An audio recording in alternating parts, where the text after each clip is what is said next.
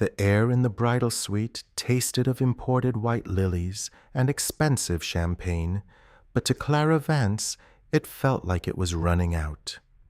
She stood before the floor-to-ceiling mirror, a 27-year-old woman swallowed whole by $50,000 of hand-stitched French lace. The dress was a masterpiece designed to make her look like the perfect billionaire's bride. But beneath the heavy silk, her hands trembled as they rested protectively over the slight swell of her 5-month pregnant belly. Outside these heavy oak doors, the grand ballroom of the Sterling Plaza Hotel was humming with the presence of Manhattan's most elite. Senators, tech moguls, and real estate tycoons were clinking crystal glasses waiting for the union of the year. Julian Sterling, her fiancé, was out there. Handsome, charismatic a man whose wealth could buy anything in the world. He had bought her a fairy tale, or so she had convinced herself. Clara took a slow, measured breath, trying to steady her racing heart. The pregnancy had made her exhausted, emotionally fragile, but Julian had been there smoothing her hair, promising her a family. A real family, something she hadn't known since her parents passed away. She thought of the nursery they had designed, the soft ivory walls, the empty crib waiting for their child. For the first time in her life, Clara believed she was safe. She reached for her phone on the velvet vanity chair to check the time. Just 10 minutes until she was supposed to walk down the aisle.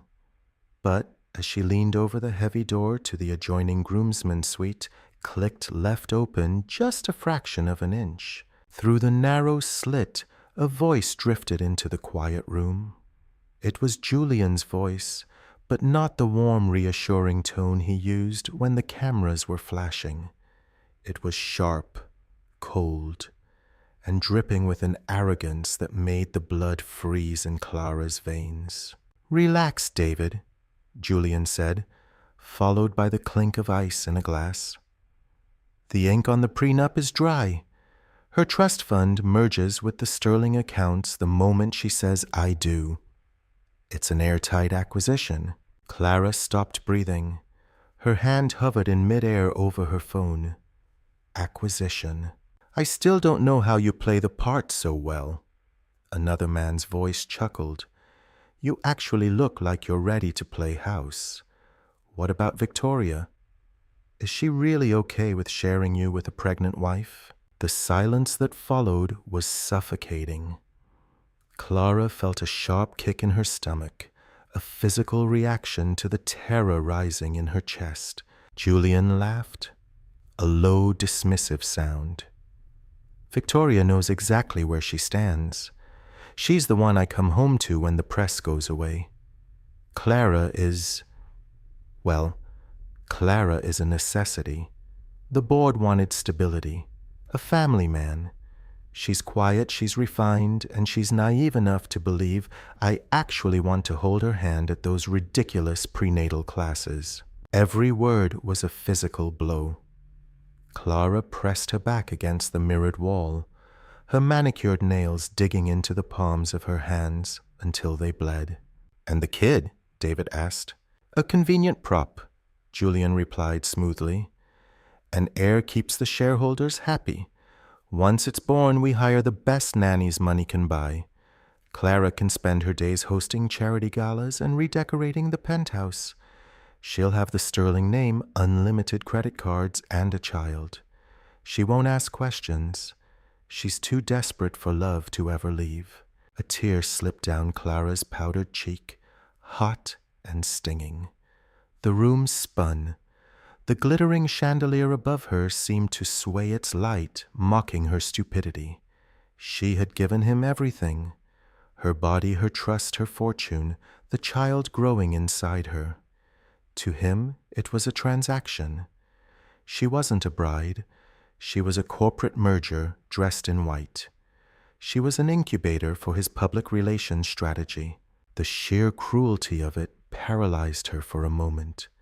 She looked at her reflection. the delicate tiara, the flawless makeup, the radiant glow of a mother-to-be. It was all a lie. The man waiting for her at the end of the aisle didn't love her. He despised her.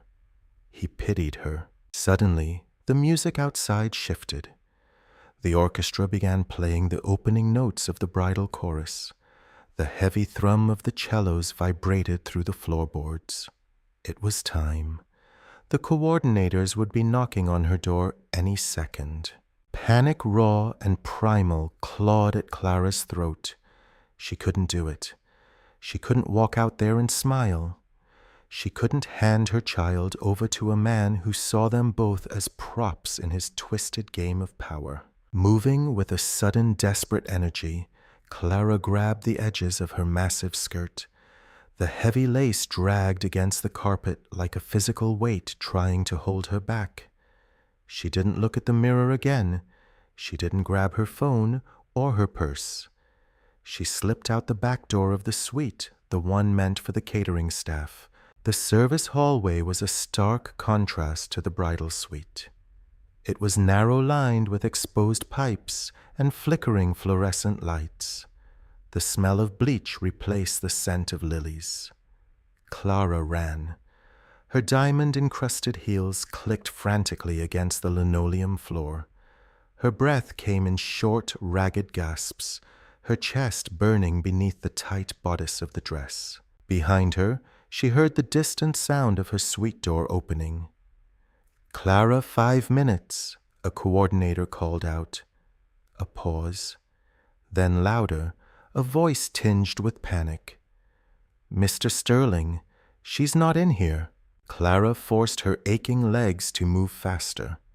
She pushed through a heavy metal fire door, stumbling into the cold concrete expanse of the emergency stairwell.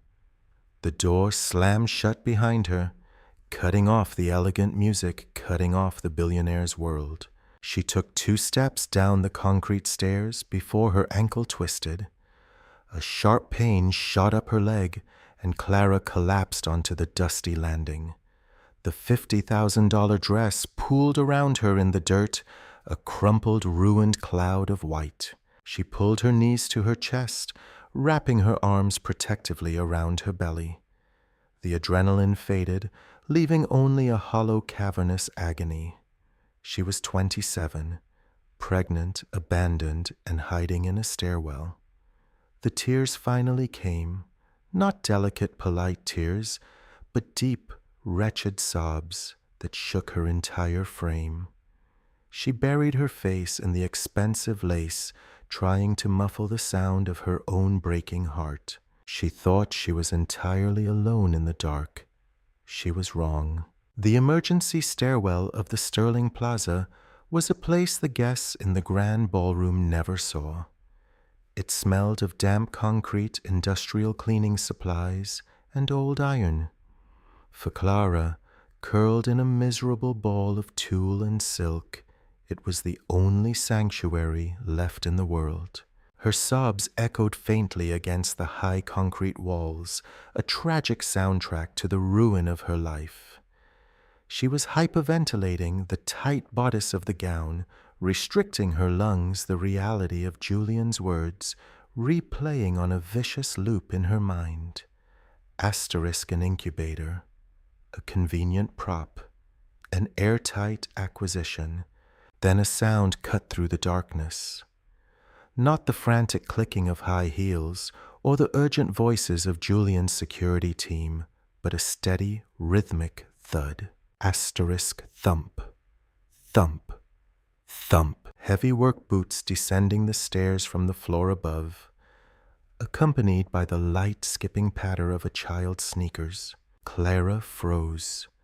Her breath hitched in her throat.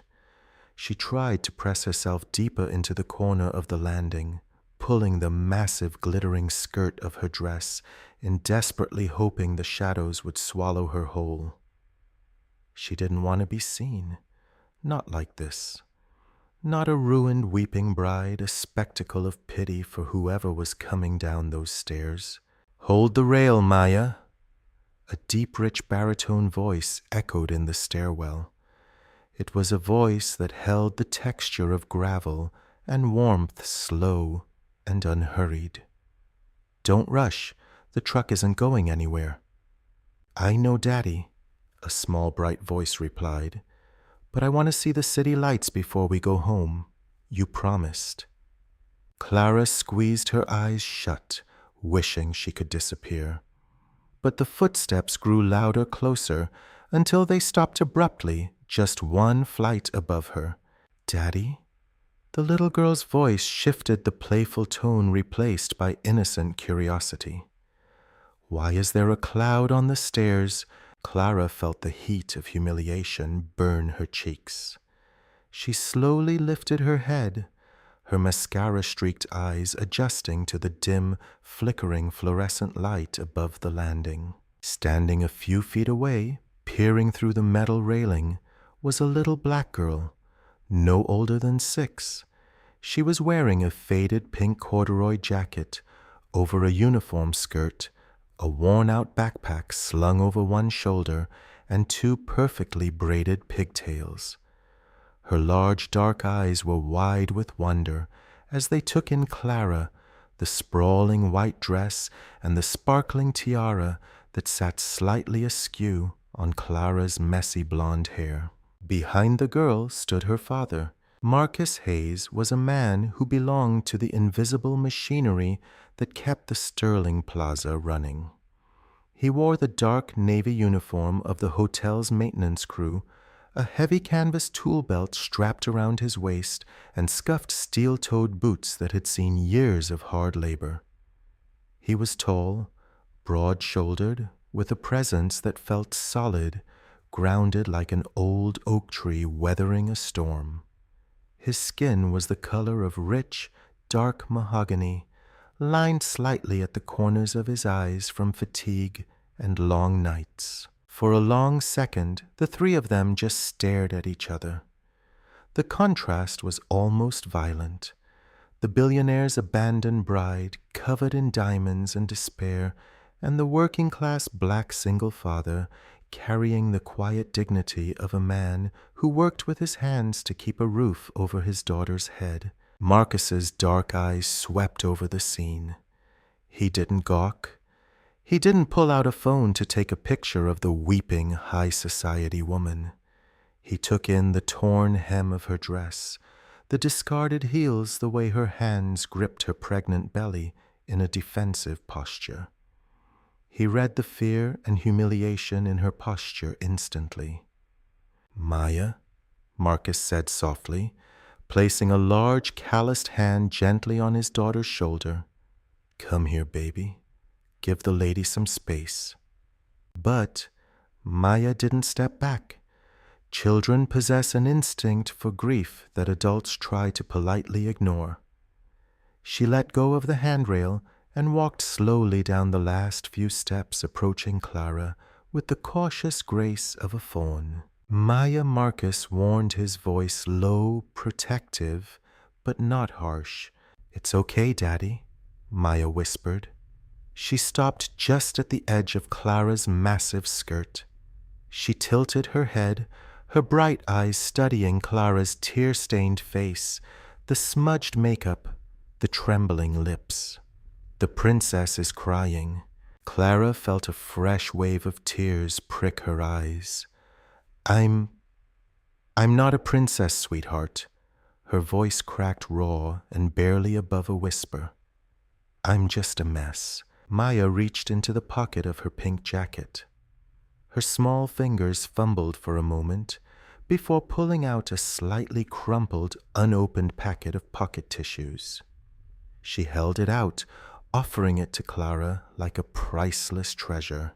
"When I cry at school," Maya said seriously, "Daddy tells me to wipe my face, take a deep breath, and remember that I'm brave."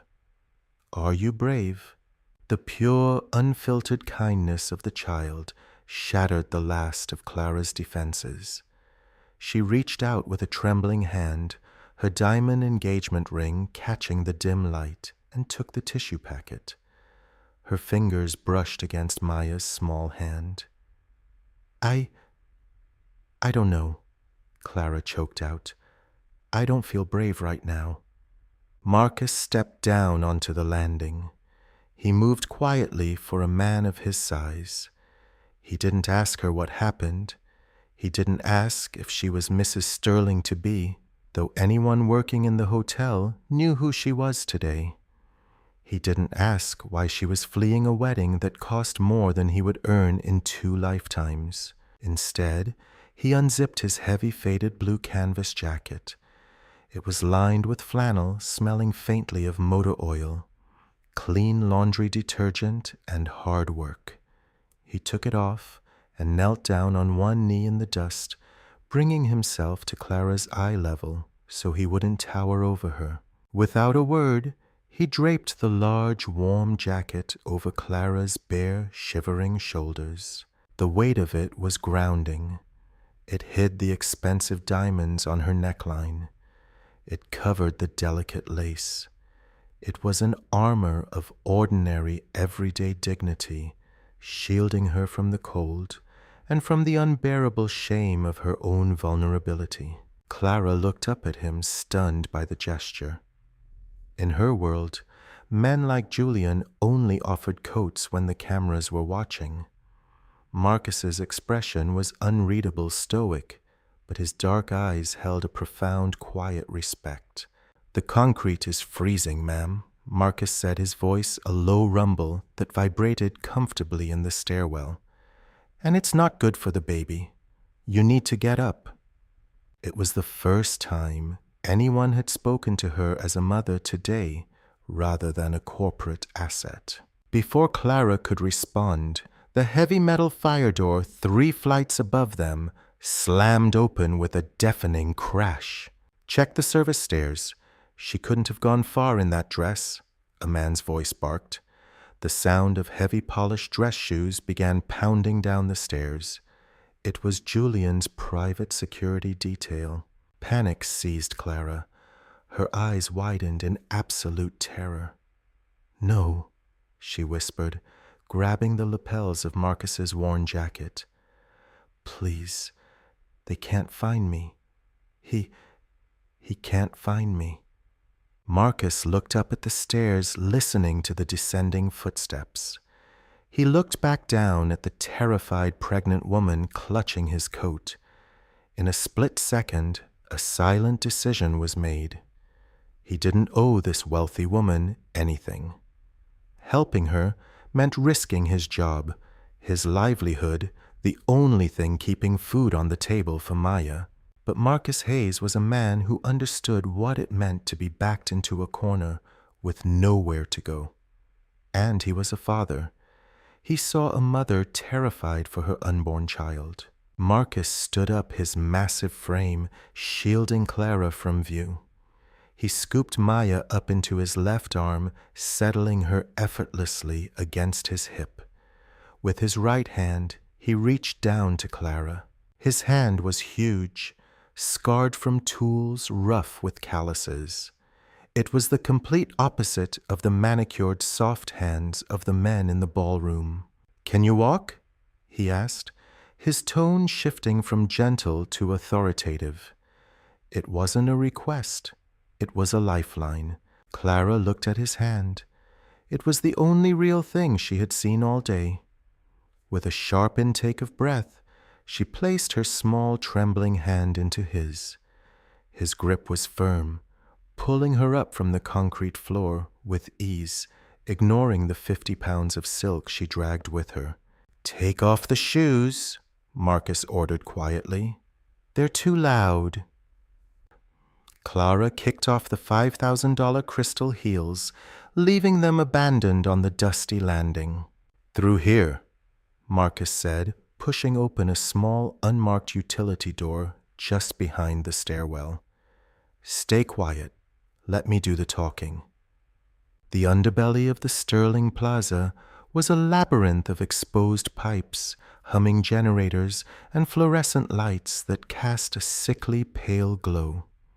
It was a world engineered to be invisible to the billionaires upstairs, Yet it was the only reason their glittering world functioned. Right now, to Clara Vance, it was the only thing keeping her from being dragged back into a gilded cage. Marcus moved with a quiet, practiced efficiency. He didn't run. Running attracted attention. Instead, he walked with long, purposeful strides, holding Maya securely on his left hip, while his right hand maintained a firm, steady grip on Clara's. Behind them, the muffled shouts of Julian's security team echoed down the stairwell they had just abandoned. "They're sweeping the 3rd floor," a voice barked through a crackling two-way radio nearby. Clara stumbled over the heavy layers of her ruined $50,000 gown. The lace caught on a rusted pipe, tearing with a sickening rip.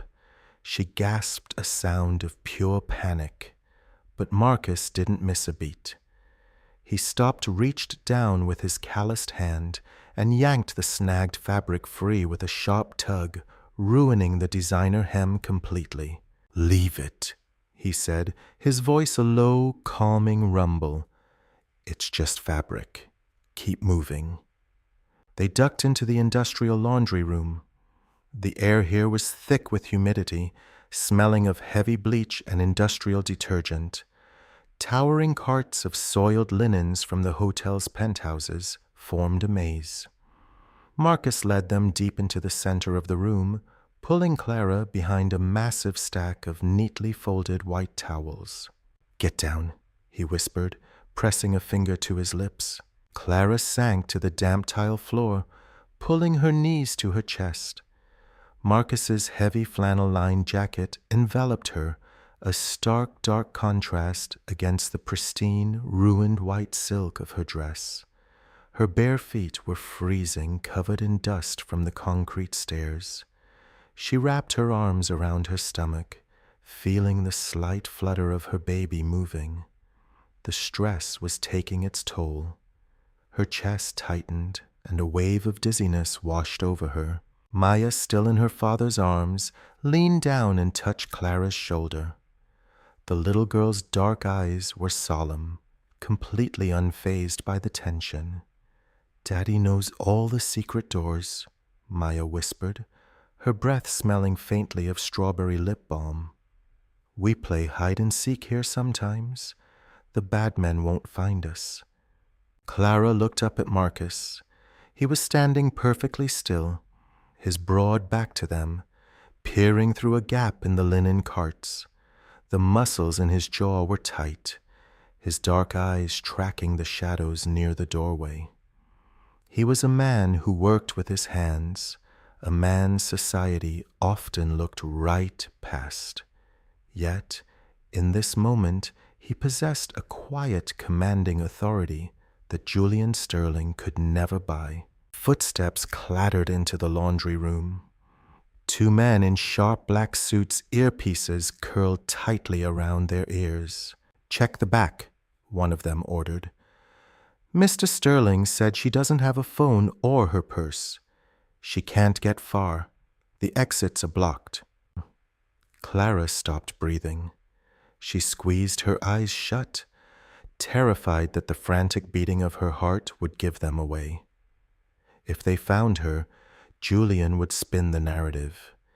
He would say she was hysterical, hormonal, suffering a mental break. He would lock her in a penthouse with a team of private doctors until the baby was born, just as he had planned.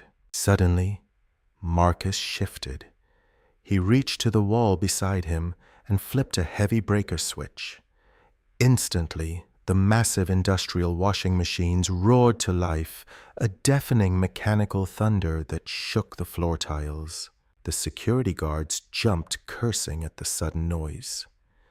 "Can't hear a damn thing in here," one yelled over the machines. "Come on, let's check the loading dock." The heavy doors swung shut behind them. Marcus waited a full 10 seconds before he turned back to Clara.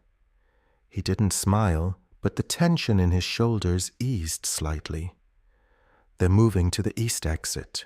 We're going west, through the boiler room." "Why are you doing this?" Clara whispered, her voice trembling over the hum of the machines. "If they catch you helping me, you'll lose your job. Julian will ruin you." Marcus looked down at her. His gaze was steady, piercing through the polished facade she usually wore, straight to the terrified mother underneath. "I'm a mechanic, ma'am," he said simply. "I fix things that are broken, and I don't let men in expensive suits bully women who are backed into a corner. Now can you stand?" He offered his hand again. This time, Clara didn't hesitate. She placed her trembling fingers into his rough palm and let him pull her up. They navigated the rest of the basement in silence. The heavy restrictive layers of the wedding dress were slowing her down, making it impossible to slip through the narrow service doors. In the shadow of the boiler room, Clara finally stopped. With shaking hands, she reached behind her back, struggling with the intricate corset lacing. I can't walk in this anymore." She choked out tears of frustration stinging her eyes. Marcus turned his head, giving her privacy. "Tear the bottom layers. Leave the bodice if you have to." Clara ripped the heavy tulle and silk, shedding the massive skirt until she was left in the simple silk slip that lay underneath. She pulled Marcus's dark canvas jacket tightly around herself, zipping it up to her chin. It was ridiculously oversized, falling past her knees, smelling of hard work and rain, but it was the safest she had felt all day. They finally reached the western loading dock. The heavy steel door opened into a dark alleyway, greeted by the cold, biting chill of a sudden autumn rain. Parked near the dumpsters was an old, faded blue Ford pickup truck. It had a rusted bumper and a dent in the passenger side door, looking entirely out of place behind a 5-star luxury hotel. Marcus unlocked the passenger door, lifting Maya into the middle seat. He turned to Clara, gesturing for her to get in. She hesitated for a fraction of a second. She was a billionaire's heiress climbing into a beat-up truck with a man whose last name she didn't even know. But looking back at the towering, glittering glass structure of the Sterling Plaza, she knew where the real danger lived. Clara climbed into the cab. The seats were worn fabric smelling of pine air freshener and old coffee. Marcus closed the door behind her, walked around the front in the rain, and slid into the driver's seat. The engine roared to life with a gritty, struggling cough before settling into a steady hum.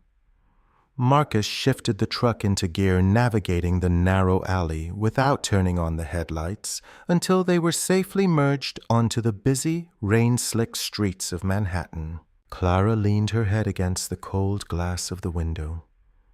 Through the rain, she watched the Sterling Plaza fade into the distance, a glowing monument to a life that had just burned to the ground.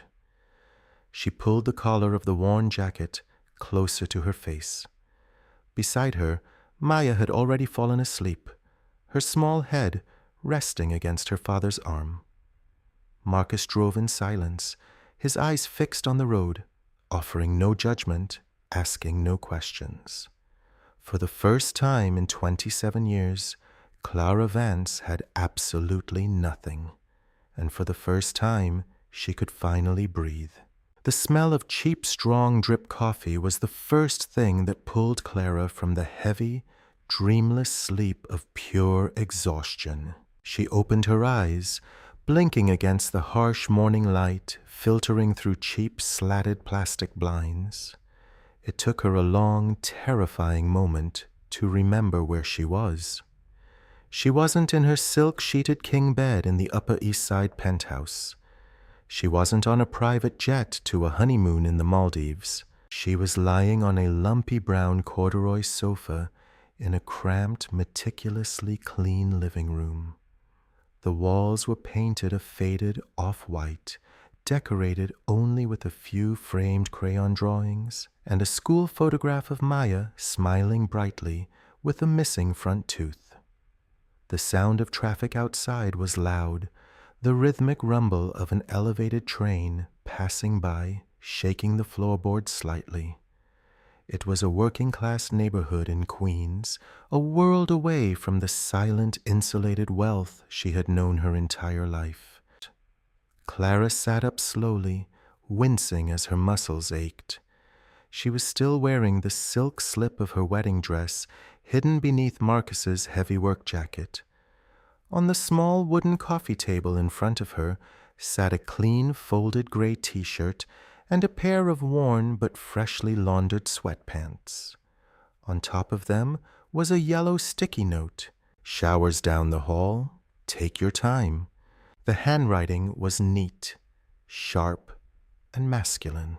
Clara pulled the oversized clothes into her arms and buried her face in them. The reality of her situation came crashing down with the force of an avalanche. She had no phone, no purse, no identification, no money. She was a pregnant runaway hiding in the apartment of a black hotel maintenance worker. With shaking hands, she managed to change into the clothes. They swallowed her small frame, but they were warm. She walked tentatively into the small kitchenette attached to the living room. The small television on the counter was on muted. Clara's breath caught in her throat. Flashing across the screen of a national morning news channel was a split image. On the left, a glamorous, glowing photo of her in an evening gown from a charity gala last month. On the right, Julian Sterling standing before a sea of microphones on the steps of the Sterling Plaza, looking utterly devastated. Clara lunged for the remote on the counter, her thumb hitting the volume button, and we are just asking for privacy during this incredibly difficult time. Julian's voice filled the small kitchen. He looked immaculate, though his tie was slightly loosened to convey distress. He looked directly into the cameras, his eyes filled with a manufactured, heartbreaking sorrow. Clara has been under an immense amount of stress with the pregnancy. Her mental health has severely declined in recent weeks.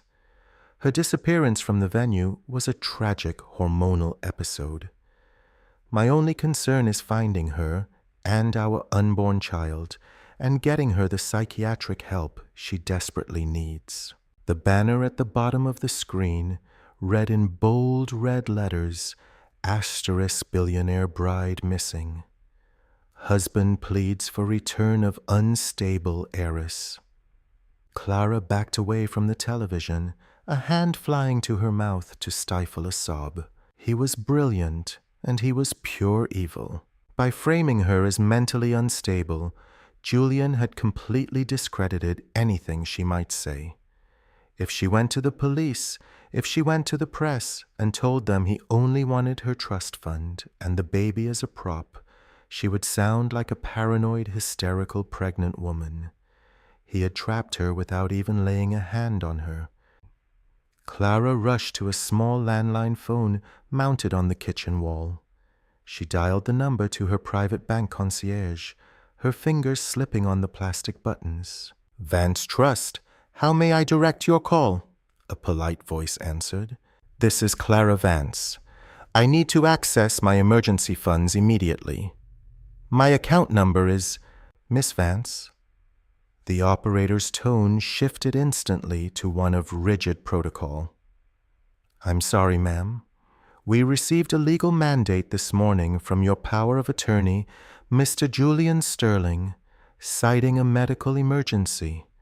All your accounts, including your primary trust and credit lines, have been temporarily frozen pending a psychiatric evaluation. We are required to notify his office that you've called." Clara slammed the phone back onto the receiver. Her chest heaved. Frozen. Everything. The millions left by her parents, her checking accounts, even her emergency credit cards. She had nothing. She slid down the front of the humming older model refrigerator, pulling her knees to her chest as she hit the linoleum floor. The panic was suffocating. How was she going to survive? How was she going to protect her baby? She couldn't even afford a cup of coffee, let alone legal fees to fight a billionaire. The sound of a key turning in the front door made her flinch. The door pushed open, and Marcus walked in. He was out of his hotel uniform, wearing faded jeans, a plain black t-shirt that stretched across his broad chest, and a worn leather jacket. He carried 2 plastic grocery bags. Maya skipped in behind him, wearing a yellow raincoat and carrying a small box of cereal. Marcus stopped when he saw Clara sitting on the kitchen floor, her face pale tears streaming silently down her cheeks. He glanced at the television where Julian's face was still plastered across the screen. He didn't look surprised. He didn't look pitying. He simply walked over to the counter, set the groceries down, and picked up the remote, turning the television off with a sharp click.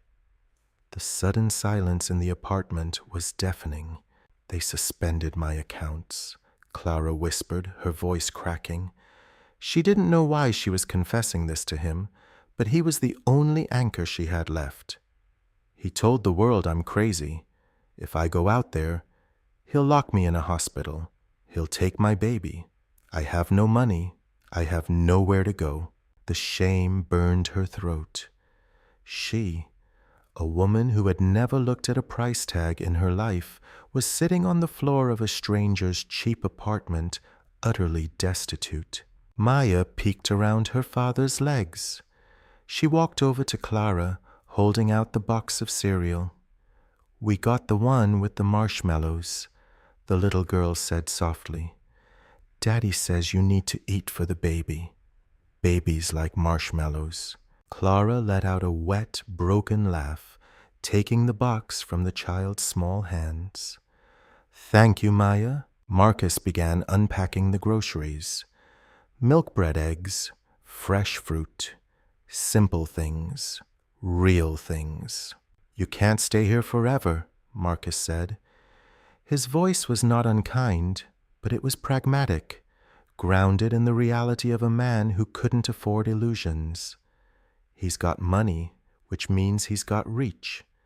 Eventually, someone is going to check the hotel security footage closely enough to see my truck. Clara looked down at her hands. "I know. I'll leave. I don't want to put you and Maya in danger. I need to figure out how to get to my lawyer." Marcus paused a carton of eggs in his hand.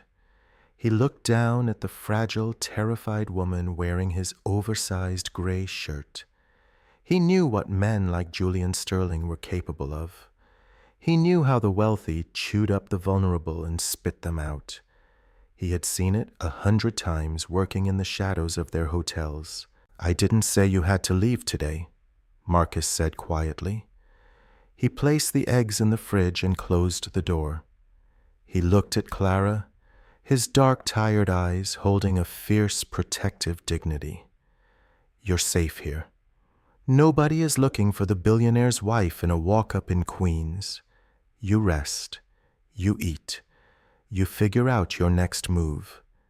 But until then, he doesn't get to touch you." Clara stared at him. He owed her nothing. By all accounts, a man from his world should resent a woman from hers.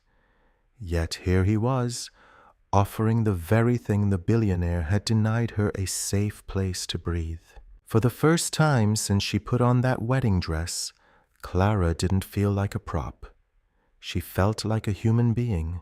For the first 3 days, Clara lived in a state of suspended animation. The world outside the small queen's apartment was burning with her name.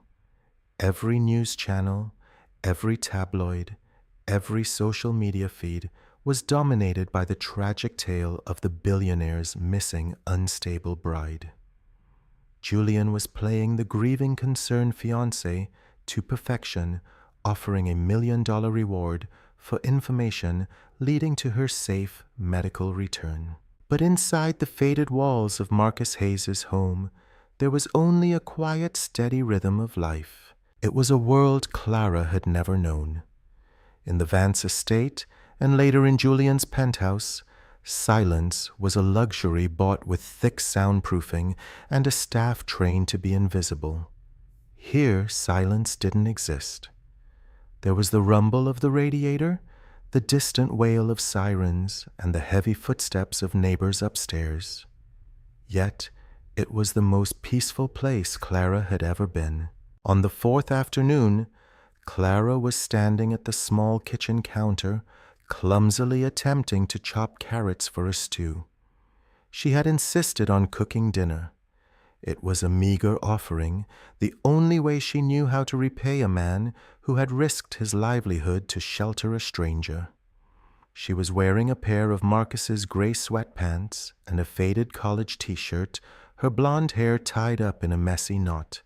She looked nothing like the polished heiress on the television screen. "You're cutting them too big," a small voice observed. Clara looked down. Maya was sitting at the kitchen table, her legs swinging back and forth over the worn linoleum floor. She had a box of crayons spread out over a piece of construction paper. Clara smiled a genuine, albeit tired expression. "Am I? I have to admit, Maya, I haven't cooked much in my life. The chef at home usually did all the chopping." Maya's eyes widened. "You had a chef, like in the movies with the tall white hats." "Something like that," Clara said softly, setting the knife down. "But it wasn't as fun as it sounds. Mostly, I just ate alone at a really, really long table." Maya tilted her head considering this. She hopped down from her chair and walked over to Clara, holding out her drawing. It was a chaotic explosion of colors. In the center were 3 stick figures, a tall one with a brown face and a blue jacket, a smaller one with pigtails, and a third figure colored entirely in bright yellow with a circle drawn over her stomach. "This is Daddy, this is me, and this is you, and the baby," Maya explained, pointing with a purple crayon. "I made you yellow because yellow is happy. Daddy says you've been very sad, but the baby needs you to be happy." Clara's breath hitched. She stared at the crude, beautiful drawing. In Julian's world, a child was a prop, an heir in acquisition. To this 6-year-old girl, the baby was simply something to be protected and loved. "It's beautiful, Maya," Clara whispered, her eyes welling with tears. "Thank you." The front door clicked open, and Marcus stepped inside. He looked exhausted. His heavy canvas jacket was damp from the autumn drizzle, and there were dark smudges of grease on his jawline. He had picked up extra shifts doing emergency boiler repairs in a neighboring building to make up for the overtime he was missing at the Sterling Plaza, desperate to keep his head down and avoid Julian's security sweeps. "Daddy?" Maya squealed, abandoning Clara to run to her father. Marcus caught her, hoisting her up into the air, despite the evident fatigue in his shoulders. A deep rumbling laugh escaped his chest, a sound so warm and unfiltered it made Clara's heart ache. "Hey there, little bird. Were you good for Clara today?" "I helped her cook," Maya announced proudly. "But she cuts the carrots weird." Marcus chuckled, his dark eyes meeting Clara's over his daughter's head. He set Maya down and walked into the kitchen, bringing with him the scent of rain and hard labor. He looked at the clumsy pile of vegetables on the cutting board, then at Clara's nervous posture. "You didn't have to do this," Marcus said, gently rolling up the sleeves of his thermal shirt to wash his hands at the sink. "I wanted to," Clara replied, her voice soft. "You're working double shifts, Marcus. It's the least I can do." I don't know how to repay you for any of this." Marcus dried his massive hands on a dish towel. He turned to face her, leaning against the counter. The kitchen was so small that they were only a few feet apart. Clara felt the sheer physical presence of him, the grounded, unshakable reality of a man who didn't need a tailored suit to command a room. "You don't owe me anything, Clara," he said, his voice dropping to a low, quiet register so Maya wouldn't hear from the living room. "I told you I don't like bullies, and I know what it looks like when a parent is terrified of losing their kid." Clara looked down at her hands. "How do you do it? Raise her alone, work like you do, and still come home and smile like that?" A shadow passed over Marcus's eyes, a fleeting glimpse of an old, deep grief.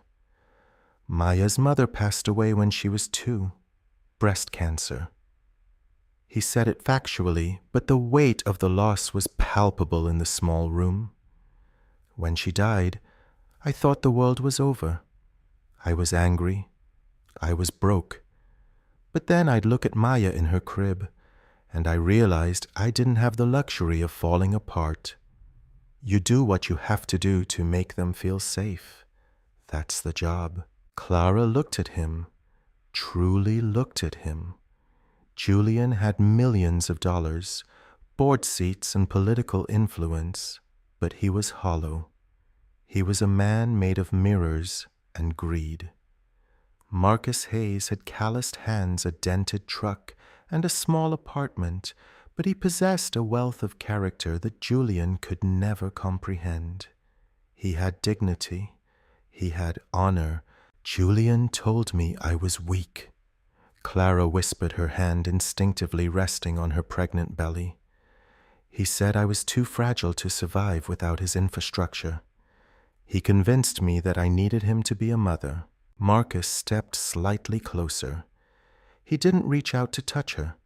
He was always incredibly respectful of her space, but his gaze was fierce, piercing through her lingering doubts. "Look around you, Clara," Marcus said steadily. "Money makes things easier. It buys quieter rooms and better doctors, but it doesn't make you a mother. What makes you a mother is the fact that you walked out of a $50 million wedding, risking everything just to protect the life inside you from a man who didn't deserve either of you." He paused, letting the words sink into her battered soul. "You aren't weak," Marcus finished softly. "You're the bravest woman I've ever met." Clara's tears finally spilled over, but for the first time in weeks, they weren't tears of humiliation or fear. They were tears of relief. The heavy, suffocating armor of the billionaire's world cracked open, and in the warmth of a mechanic's small kitchen, Clara finally began to breathe. The illusion of safety shattered on a Tuesday afternoon. It had been 8 days since Clara fled the Sterling Plaza. She had started to find a rhythm in the small Queen's apartment. She helped Maya with her spelling homework at the kitchen table, folded laundry while watching daytime television, and spent the quiet hours sketching plans in a notebook Marcus had bought for her. For the first time in her life, she was experiencing the ordinary, unglamorous beauty of a normal life. She thought she was invisible here. She was wrong. It happened just as Marcus was unlocking the front door after returning from his morning shift. Clara was at the stove stirring a pot of soup when the heavy, aggressive knock rattled the cheap wood of the apartment door. It wasn't the polite tap of a neighbor. It was a demand. Marcus frowned, dropping his keys into the bowl by the door. He glanced through the peephole. Instantly, the relaxed posture of the exhausted father vanished, replaced by the rigid defensive stance of a soldier. "Clara," Marcus said, his voice low, urgent, and stripped of all warmth. "Take Maya. Go into my bedroom. Lock the door. Do not come out, no matter what you hear." Clara dropped the wooden spoon. The blood drained from her face. She didn't need to ask who it was. The sheer terror clawing at her throat gave her the answer. She grabbed Maya's hand, pulling the confused little girl down the narrow hallway and into the small bedroom, clicking the deadbolt shut. She pressed her back against the door, her heart hammering against her ribs like a trapped bird, straining to listen. In the living room, Marcus pulled the front door open. Standing in the dimly lit hallway of the walk-up apartment building was Julian Sterling. He looked entirely out of place, wearing a bespoke charcoal suit that cost more than Marcus made in a year, his Italian leather shoes stepping disdainfully onto the frayed welcome mat.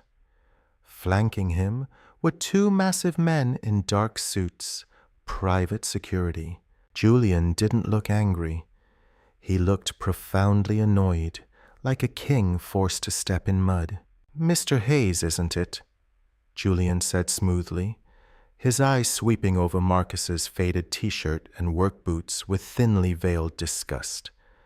"Head of maintenance, third shift. I have to say, when my investigators finally tracked the hotel garage footage to your rusted truck, I was bewildered.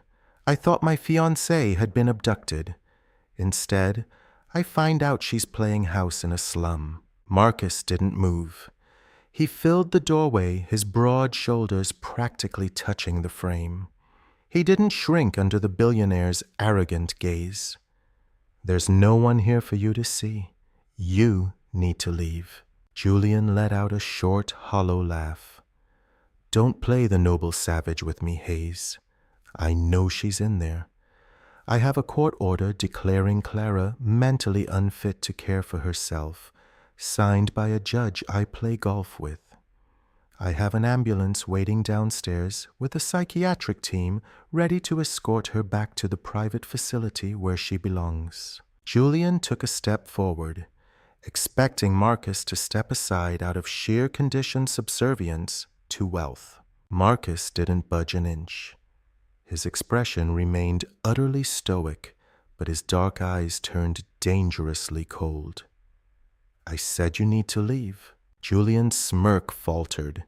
He wasn't used to hearing the word no, especially not from someone on his payroll. "Are you stupid or just greedy?"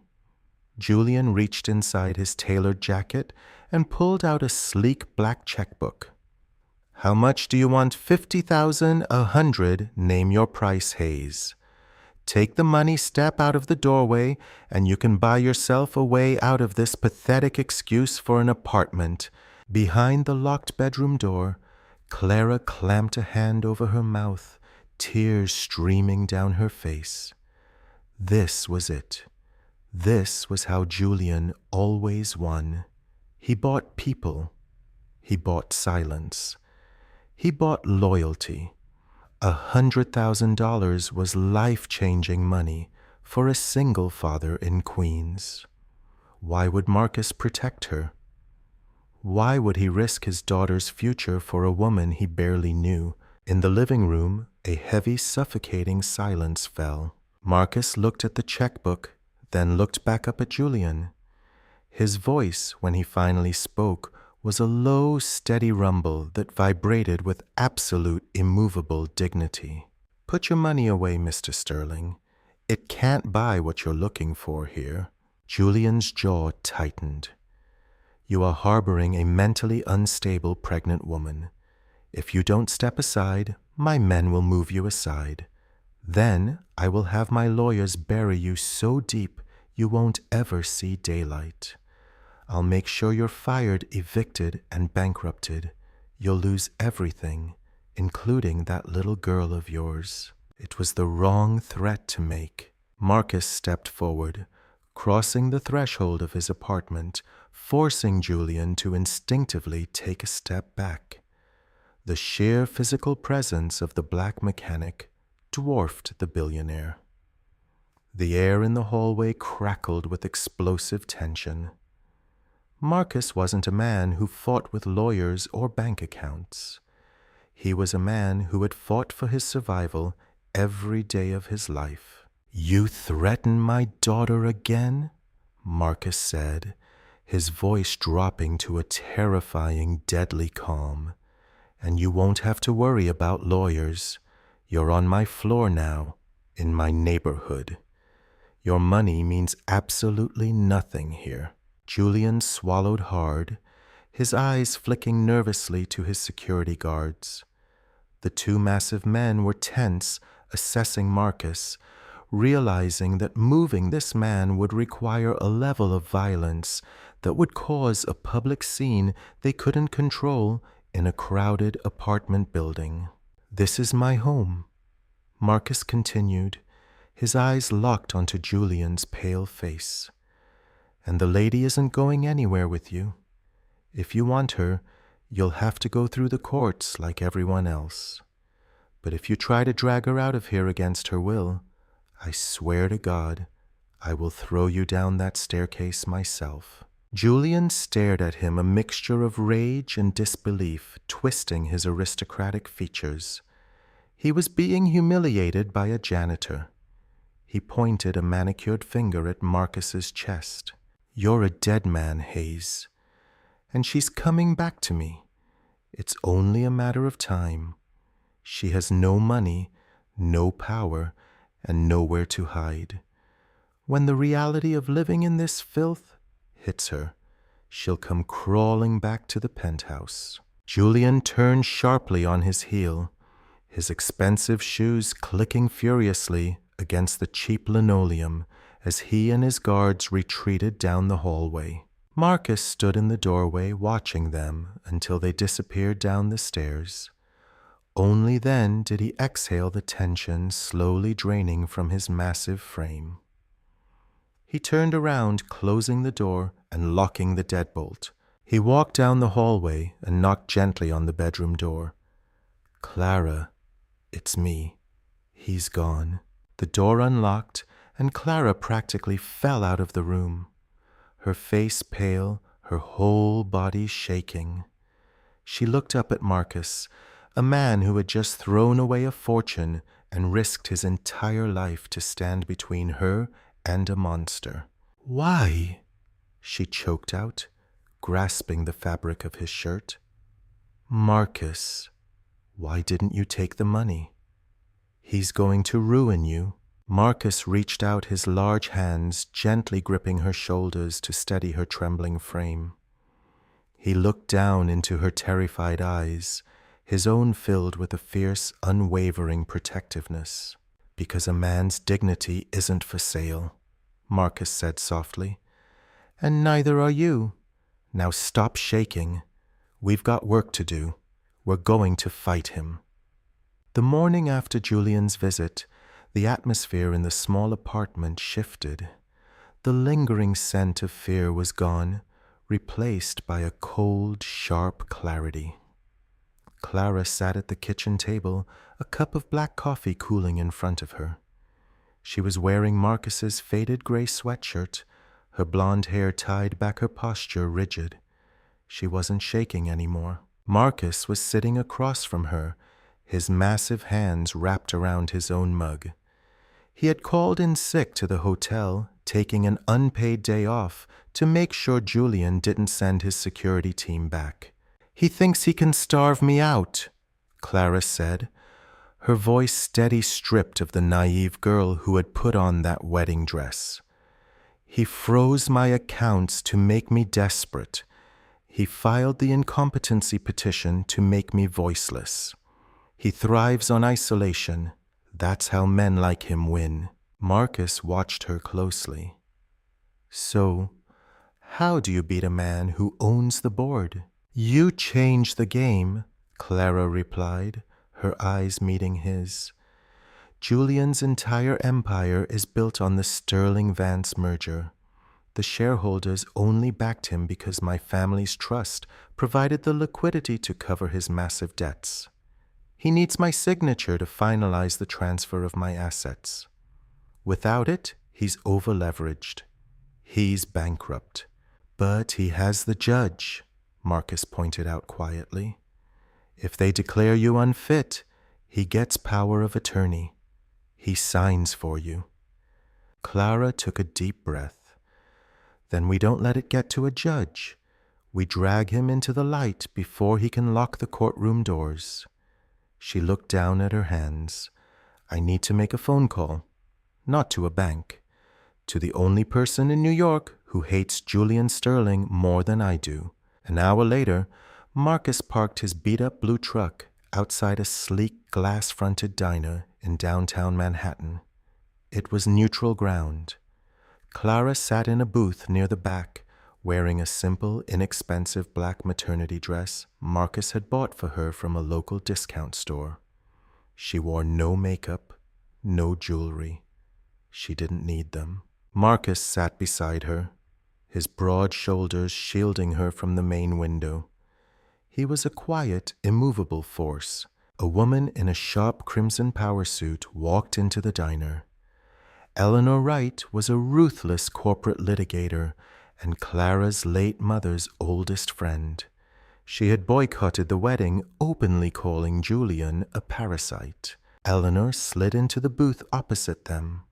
Her sharp eyes darted from Clara's unadorned face to the imposing black mechanic sitting protectively beside her. She didn't ask questions. She simply folded her hands on the table. "Julian has filed a sealed medical injunction." Eleanor said, her voice a crisp professional clip. "He's telling the board you suffered a complete psychotic break. He expects the judge to grant him full conservatorship by tomorrow afternoon. You have 24 hours before you legally cease to exist, Clara." Clara didn't flinch. "I know about the Cayman accounts, Eleanor. I know where Julian hid the embezzled funds to inflate the sterling stock price before the merger. I saw the ledgers in his private safe at the penthouse. He bragged about it." Eleanor's eyes narrowed, a predatory gleam flashing in them. "If you can give me the account numbers, I can file an emergency injunction with the SEC. It will trigger a federal audit. The board will panic and suspend him immediately to save their own skins." "I have them," Clara said, tapping her temple. "I have a photographic memory for numbers, but I need you to arrange a press conference tomorrow morning, right in the lobby of the Sterling Plaza." Eleanor looked at Marcus, then back at Clara. "If you do this, there is no going back to the quiet life. The press will devour the story, and Julian will try to destroy you both." Marcus leaned forward slightly. The leather booth creaked under his weight. "Let him try," he said, his voice a low, gravelly promise. Eleanor smiled a tight, terrifying expression. "I'll draft the paperwork." The next morning, the lobby of the Sterling Plaza was a chaotic sea of journalists flashing cameras and shouting reporters. Julian had called a press conference intending to publicly announce his temporary conservatorship over his tragically ill fiancée. He stood at the podium in a tailored navy suit, his face a mask of practiced photogenic sorrow. "It breaks my heart to stand before you today." Julian spoke into the microphones, his voice smooth as silk. "Clara is suffering, but I promise to protect her, to protect our unborn child, and to guide our companies through this dark—" He stopped. The words died in his throat. The heavy glass doors of the lobby swung open. The crowd of reporters parted like the Red Sea. Walking through the center of the glittering, marble-floored lobby was Clara Vance. She wasn't wearing couture. She wore a simple beige trench coat, her blonde hair falling naturally over her shoulders, her chin held high. She looked healthy, lucid and fiercely determined. And walking right beside her, his hand resting lightly but firmly on the small of her back, was Marcus Hayes. He wore his dark canvas jacket and heavy work boots, his presence a stark, jarring contrast to the wealthy elite surrounding them. He ignored the flashing cameras, his dark eyes locked on Julian with the terrifying calm of a predator. A wave of whispers and gasps ripped through the press. "Clara," Julian hissed, his knuckles turning white as he gripped the podium. He forced a desperate, patronizing smile. "Darling, you shouldn't be here. You're not well." Clara stepped up to a secondary microphone set up by Eleanor's team. She didn't look at the cameras. She looked directly at Julian. "I am perfectly well, Julian." Clara's voice echoed through the massive lobby, clear and unshakable. "I am here to announce that the Vance Trust is officially pulling out of the Sterling merger, effective immediately." The lobby erupted. Journalists shouted over each other. Julian's face turned an ashen, sickly gray. Furthermore, Clara continued raising her voice to cut through the noise. "My legal counsel has submitted evidence to the Securities and Exchange Commission regarding fraudulent offshore accounts maintained by Julian Sterling. I will be fully cooperating with the federal investigation." "Turn off the microphones," Julian roared, completely losing his polished facade. He lunged forward, his face twisted in ugly, unfiltered rage. "She's insane. She's a hysterical woman making up lies." Before Julian could take another step toward her, Marcus moved. He didn't raise his hands. He didn't shout. He simply stepped directly into Julian's path, a towering wall of muscle and quiet dignity. "Take a step back," Marcus ordered. His voice wasn't loud, but it carried a deadly weight that made the billionaire freeze in his tracks. Flashbulbs exploded, capturing the exact moment the powerful Julian Sterling shrank away from the working-class mechanic. It was an image that would be plastered across every front page in the country. The billionaire bully finally humbled by a man of true strength. Clara placed her hand on Marcus's arm. The physical contact was a grounding wire reminding her that she was safe. She turned back to the press, her hand resting on her pregnant belly. "For weeks, Julian Sterling tried to convince the world and me that I was weak," Clara said, her voice softening yet carrying immense power. "He believed that without his wealth, I would be nothing. But I learned recently that true wealth isn't found in bank accounts or penthouses. It is found in dignity, in honesty, and in the people who stand by you when you have absolutely nothing left to offer them." She looked up at Marcus. The stoic black father looked down at her, a profound, quiet respect shining in his tired eyes. Julian's board of directors, watching from the mezzanine, began frantically dialing their lawyers. The federal agents were already walking through the revolving doors. The empire was falling. Clara turned away from the podium. She didn't look back at the ruins of Julian's life. She slipped her hand into Marcus's large, rough palm, and together they walked out of the glittering hotel, stepping out of the gilded cage and into the crisp, free air of the city. 4 months later, the bitter chill of winter had melted into a soft, hopeful spring. The scandal that brought down Julian Sterling was still making headlines. The federal audit had exposed years of embezzlement, tax fraud, and insider trading.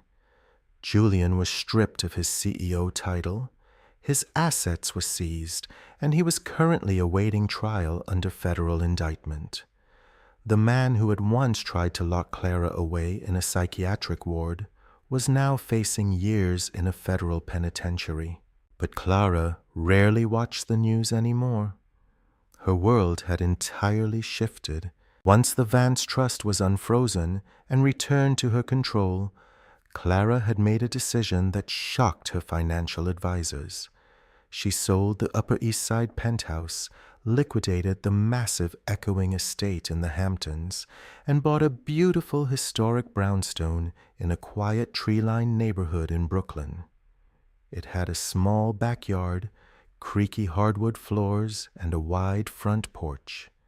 It wasn't a fortress, it was a home. She also bought a vacant commercial garage down the street and handed the deed to Marcus. He had tried to refuse it, his fierce pride making him shake his head as he stared at the paperwork on her kitchen counter. "Clara, I can't take this. I didn't help you for a payout." "It's not a payout," she had told him, stepping close and placing her hands over his large calloused ones. "It's an investment. You fix broken things, Marcus. You fixed me. Now I want to see you build something of your own." He had looked at her for a long time, the walls of his quiet stoicism finally softening before he pulled her into a deep, crushing embrace. It was the first time they had truly held each other, the space between the wealthy white heiress and the working-class black mechanic, dissolving completely, leaving only a man and a woman who had fought a war together and survived. Now it was late April. The brownstone was filled with the smell of baking bread and the sound of Maya's laughter echoing from the backyard. Clara was standing in the nursery folding tiny yellow onesies. The room wasn't decorated by a high-end interior designer. Marcus had painted the walls a soft, warm peach, and Maya had helped pick out the mobile that hung over the crib. It was perfectly imperfect. Suddenly, a sharp, profound pain ripped through Clara's abdomen. She gasped, dropping the clothes, her hands flying to her heavily pregnant belly. She leaned heavily against the changing table as a second wave hit stronger than the first. "Marcus!" She called out, her voice tight with pain and sudden panic. Heavy footsteps thundered up the wooden stairs instantly. Marcus appeared in the doorway, his hands stained with motor oil from the garage, his chest heaving. He took one look at her pale face and the way she was gripping the wood. "It's time," he said, his voice dropping into that deep, calming register that always made her feel safe. He moved with absolute precision. He didn't yell or panic. He grabbed the hospital bag sitting by the door, wrapped a warm sweater around her shoulders, and practically carried her down the stairs. He shouted for his neighbor, Mrs. Gable, to come sit with Maya, promising the little girl he would call her the second the baby arrived. The ride to the hospital in Marcus's truck was a blur of excruciating contractions and the steady, comforting grip of his hand holding hers over the center console. He drove fast but safe. His eyes focused, his thumb gently stroking her knuckles. In the bright, sterile chaos of the maternity ward, the nurses tried to ask standard questions. "Is the father joining us, Miss Vance?" an intake nurse asked, looking at the paperwork, likely recognizing her name from the tabloids. Clara gripped the edge of the hospital bed as another contraction tore through her. She looked up, her hair plastered to her forehead with sweat, and found Marcus standing at the edge of the room, keeping his distance, unsure of his place in this incredibly intimate moment. "He's right there," Clara choked out, reaching her hand toward him. "Don't you dare leave me, Marcus Hayes." Marcus didn't hesitate. He crossed the room, pulling a plastic chair right up to the head of the bed. He took her hand in both of his large, rough palms offering an anchor in the storm of pain. For the next 8 hours, he never let go. When Clara cried out, he whispered words of encouragement, his deep voice cutting through the clinical beeping of the monitors. He wiped her forehead with a cool cloth. He breathed with her.